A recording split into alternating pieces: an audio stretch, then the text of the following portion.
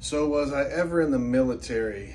Well, let's see. Here's my experience in the military. So I grew up in small town Oklahoma, and the recruiters would come. The whole gym would fill up with, all the juniors and seniors. A few sophomores would sneak in. And I remember when the Marine recruiter was there, man, he was tip top. He had his flat top, big buff, corn-fed boy. Now, this is Midwest Oklahoma, so imagine, we had kids in my, sophomore and junior class that were, 6'5", 300 pounds. A lot of dudes were corn-fed, farm boys. And the guy was signing people up, and people were signing up right there on the spot and joining the Marines, and they were taking off soon. This is during my senior year in high school. I knew if I signed up right then, now it was probably different then. I think you could sign up at 16 or 17 without even telling your parents. This is, Midwest in the 80s, small town, nowhere, Modunk, Oklahoma. And I knew if I signed up and didn't talk to my mom first, she would kick my ass. And I was afraid to get my ass kicked by my mom. Hopefully some of you can relate to that. Current day, none of you can relate to that because parents are so freaking weak on their kids. Not all of them, most of them though. Anyway, so I went home, talked to my mom, and probably, at least 3 of my good friends had already signed up, and it was a wrap. Like, that's what they were doing with their lives. So I talked to her, and she's like, if that's what you want to do, go do it. Now, keep in mind, right now I'm 5'10". I'm older than most of you watching this. I was born in the 60s, let me just say that.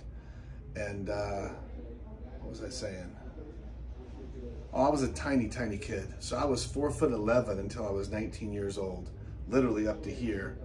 I had the same size hands. I have big hands still, but I had these same hands when I was 4'11", so I looked a little bit strange.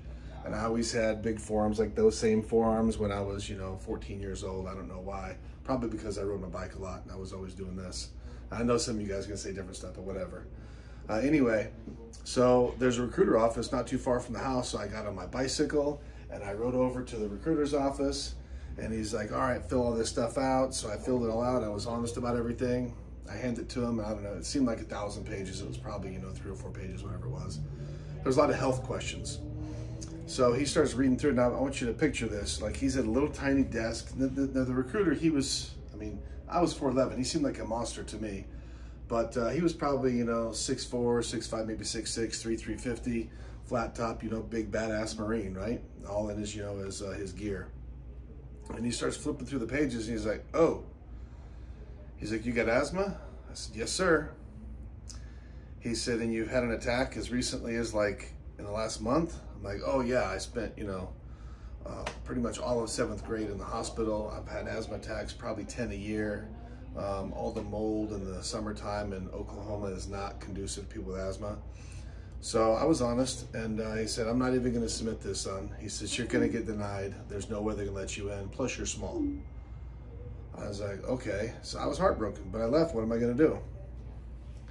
But I'm smarter than this guy. He doesn't know what I know. There's another recruiter in the next town over. It's only a 15-mile bike ride for me. So I'm smarter, like I said, so I went there the next day, and I went and sat down at the same little crappy desk with a really oversized man sitting at this tiny chair. It looked like me sitting on like a kindergartner's chair, but there was no money, no clumb. That's just what you did. So I lied like a rug. On every medical question, I checked no if it was the right answer. If it was yes was the right answer, I would check yes. Never had a broken bone, never had a flu, cold, nothing, no asthma. I'm perfect health. So I'm a good liar, right? I think I was 17 or 18, so I'm a pro liar. And I give him the papers, and he starts flipping through it, and he's like, wow. He said, you look like the picture, or the perfect picture of health. Like, this is amazing. We've never had anybody who literally has had no problems ever their whole life, and I'm feeling kind of proud. Like, he's gonna be like, all right, let me submit your paperwork, and we'll get your ship out date and all that stuff. And now I want you to picture this. This is hilarious. So this guy, he's about the same size. Everybody looked like a giant to me. I was so tiny. He slides his chair out, throws the papers on this little tiny, the desk was tiny. And he steps over it, and he grabs me with his left arm right here, and he picks me up and pins me. My head was pinned to the ceiling. Now, if you've never been in the Midwest, and if you've, like, this was the mid 80s in small town nowhere, Oklahoma. This was the small town next to my small town, so I really didn't know anybody over there, but I met him. And if you were to get disciplined or beat up by the cops, the military, a neighbor, like a grown man beating up a kid, that was completely okay. Like, nobody was gonna be mad. If you got drug home by the cops, you know, beat up by an adult, your parents are probably gonna say something like, what did he do? So I was scared I was gonna get a real beating because, you know, this guy just pinned me up to the ceiling. So he says, son, do you think I'm an idiot?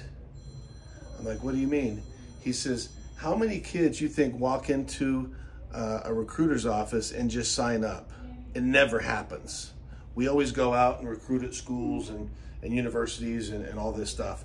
And he mentioned his friend's name, go in his office, and he told you not to even submit the paperwork because you got asthma. You need to go 7 years with no symptoms before you could even be considered getting into the Marines as an asthmatic. How did he know that? Guess what? This is small town Oklahoma. These guys were best friends. The first day I went and applied, they went and had beers that night and talked about this little shrimp named John Eric, 4'11", came in with asthma and all these medical issues, and I got turned away. And he eventually, I felt like an hour I was up there, but it was probably only, you know, 30 seconds. But I was probably 120 pounds. He's got arms this big, and he's, you know, he's a beast. So I was scared to death. He lets me down.